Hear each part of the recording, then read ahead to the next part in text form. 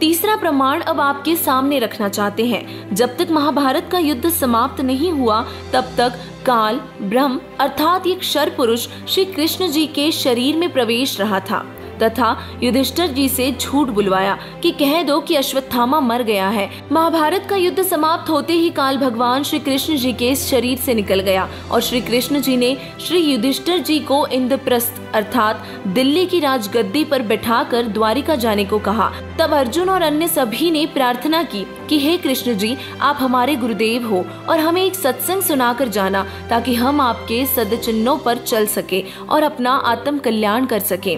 यह प्रार्थना स्वीकार करके श्री कृष्ण जी ने तिथि, समय और स्थान निहित कर दिया और निश्चित तिथि को श्री अर्जुन ने भगवान श्री कृष्ण जी से कहा कि प्रभु, आज वही पवित्र गीता जी वाला ज्ञान ज्यों का त्यों सुनाना, क्योंकि मैं बुद्धि के दोष से भूल गया हूँ। तब श्री कृष्ण जी ने कहा कि हे अर्जुन, तू निश्चय ही बड़ा श्रद्धाहीन है, तेरी बुद्धि अच्छी नहीं है, ऐसे पवित्र ज्ञान को तू क्यों भूल गया।